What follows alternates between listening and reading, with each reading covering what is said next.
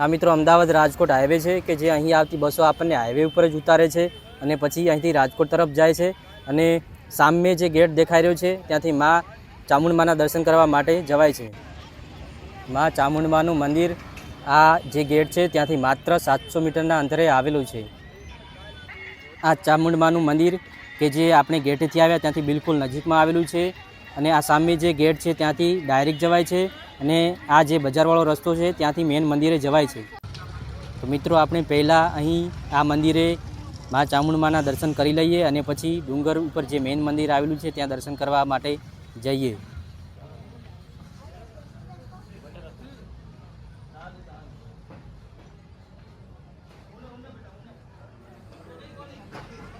જય શ્રી માં કુળદેવી મા ચામુંડમા। તો મિત્રો આ જે રસ્તો આવ્યો છે તે બસ સ્ટેન્ડ તરફથી ચાલીને આપણે આટલે પહોંચી ચૂક્યા છીએ અને હવે અહીં આ રસ્તો જે મંદિર તરફ જાય છે ત્યાં હવે આગળ મંદિર તરફ જઈએ આપણે। આ બસ સ્ટેન્ડ તરફથી આવતો રસ્તો અને આ રહેવા માટેનું અતિથિ ભવન અને આ બાજુમાં ભોજનાલય આવેલું છે અને આ બધું જ જે સીડીઓ ચડવાની છે માના ડુંગર ઉપર તેની બિલકુલ નજીકમાં અને આ સામે નીચે પણ મંદિર આવેલું છે। તો અહીંથી હવે પ્રસાદી લઈએ અને ભોજનાલયનો જે સમય છે તે સવારે 11 થી 2 વાગ્યા સુધીનો હોય છે અને રાત્રે બંધ હોય છે। આ બજાર બાજુથી જે રસ્તો આવતો હતો તે છે કે જ્યાં રમકડા અને બીજી ઘણી બધી વસ્તુઓ મળે છે અને આ ડુંગર જે સામે દેખાઈ રહ્યું છે ત્યાં મા ચામુંડમા બિરાજમાન છે। આ ડુંગરની જે નીચે આવેલું છે મંદિર ત્યાં મા ચામુંડમાના દર્શન કરવા માટે આપણે જઈએ।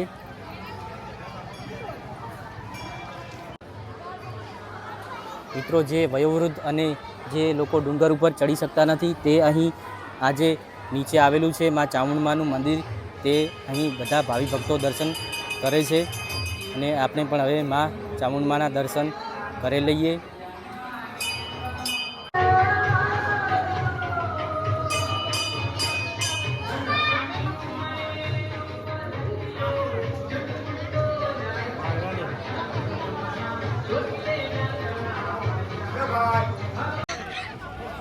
તો મિત્રો આ મંદિરનો જે પાછળનો પરિસર છે ત્યાં આગળ બીજા દેવીઓની પણ પ્રતિમાઓ અહીં બનાવી છે તો આપણે તેમના પણ હવે દર્શન કરીએ। જય શ્રી મહાકાળી મા અને આ બાજુ બીજા પણ અંદર સરસ એવી બીજી પણ ઘણી બધી પ્રતિમાઓ બનાવી છે।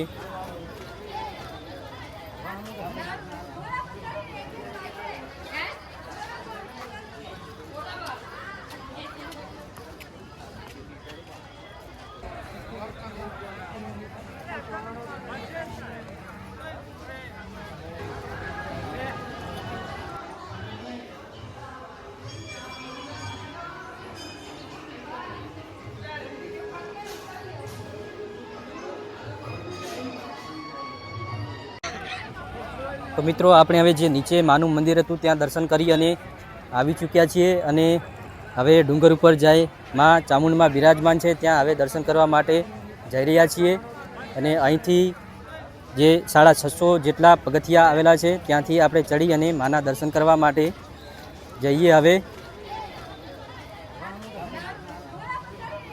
મહા ચૈત્ર અને જે આ આસો મહિનાની નવરાત્રિ છે તે 3 નવરાત્રિઓ દરમિયાન જે હજારો ભાવિ ભક્તો મા ચામુંડમાના દર્શન કરવા માટે અહીં ઉમટી પડે છે અને જે સીડીઓ ચડતા જ આ નાનું એવું મંદિર જે ચામુંડમાનું અહીં દર્શન કરી અને આપણે હવે ઉપર ચડીએ।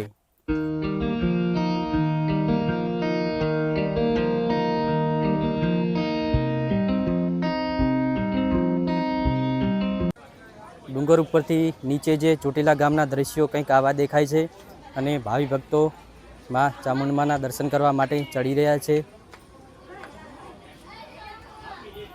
ટૂંકમાં કહીએ તો મિત્રો ચંડ અને જે મુંડ નામના રાક્ષસની મા ચામુંડમાએ વધ કર્યો હોવાથી મા ચામુંડા કહેવાય છે। તો મિત્રો આપણે હવે ડુંગર ઉપર પહોંચી ચૂક્યા છીએ અને સામે છે મા ચામુંડમાનું મંદિર અને અહીં બૂટ અને ચપ્પલ ઉતારવાની વ્યવસ્થા પણ કરેલી છે। તો મિત્રો મંદિરની જે આગળનું પરિસર છે ત્યાં ભાવિ ભક્તો અહીં સામે બેઠા છે અને આ બાજુ મંદિર આવેલું છે ત્યાં માના દર્શન કરવા માટે જવાનું છે। એક બાજુ મહિલાઓની લાઈન અને બીજી બાજુ પુરુષોને અલગથી માના દર્શન કરવા માટે જવાનું છે। તો હવે આપણે મંદિરની અંદર પહોંચી ચૂક્યા છીએ માં ચામુંડમાના દર્શન કરવા માટે. અહીં ભાઈ ભક્તોની લાઈન તમે જોઈ શકો છો માના દર્શન કરવા માટે.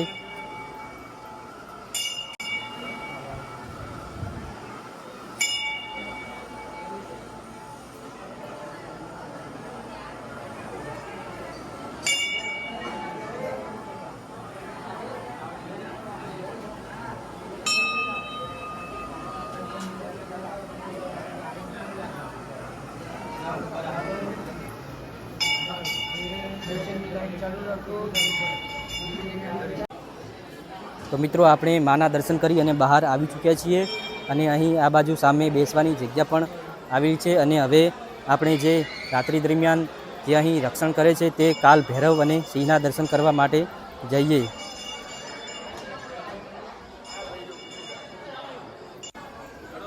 તો આ બાજુ મિત્રો અહીં આ મેલીમાનું મંદિર અને સામે જે મંદિર છે તે કાલ ભૈરવ અને તેની પાછળ સિંહના દર્શન કરવા જઈએ.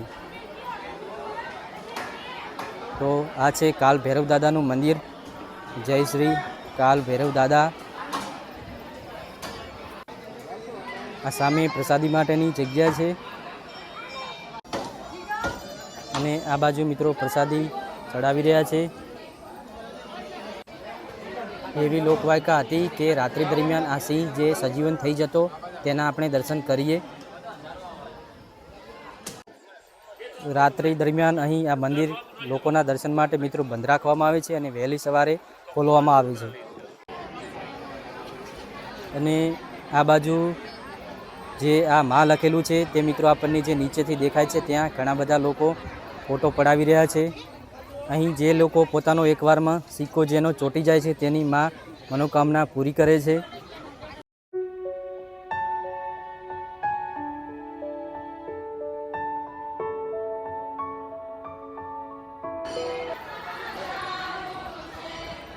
અહીં આ બાજુ મિત્રો મંદિરનો જે આગળના પરિસર છે ત્યાં લોકો માના ગરબા રમી રહ્યા છે.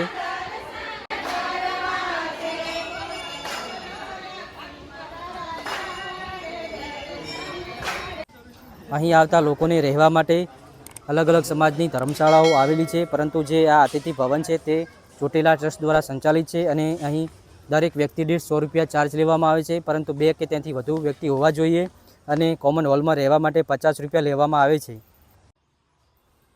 આ રીતે આ રૂમ તમે જોઈ શકો છો. રાત્રિ દરમિયાન નીચેથી ડુંગરના કંઈક આવા દ્રશ્યો.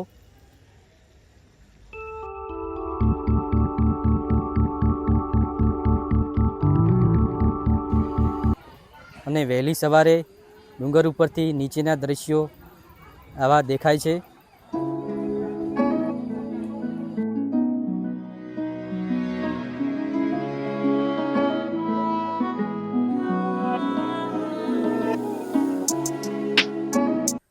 તો મિત્રો આવા ધાર્મિક અને ઐતિહાસિક વિડીયો જોવા માટે અમારી ચેનલને લાઇક, શેર અને સબસ્ક્રાઈબ કરી દેજો.